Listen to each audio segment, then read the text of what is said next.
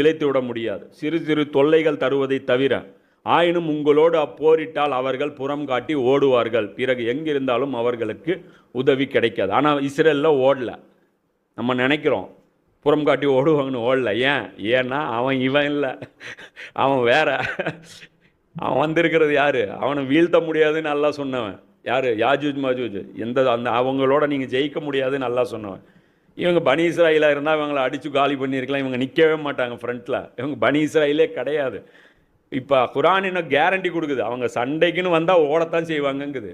ஆனால் இங்கே சண்டைக்குன்னு வந்து நிற்கிறான், டபுள் மடங்கு வந்து நிற்கிறான், அடி பின்னி எடுக்கிறான், தூள் கிளப்புறான். அதே அல்லாஹ் சொல்கிறான், அவர்கள் எங்கு காணப்படினும் அவர்கள் மீது இழிவு விதிக்கப்பட்டிருக்கும். எந்த ஊரில் அவங்க இருந்தாலும் அவங்களை அல்லாஹ் அசிங்கப்படுத்துவான். அல்லாவின் பொறுப்பில் அல்லது மனிதர்களின் பொறுப்பில் எங்கேனும் அவர்களுக்கு பாதுகாப்பு கிடைத்தாலே தவிர. இப்போ பாதுகாப்பு யாஜூஜ்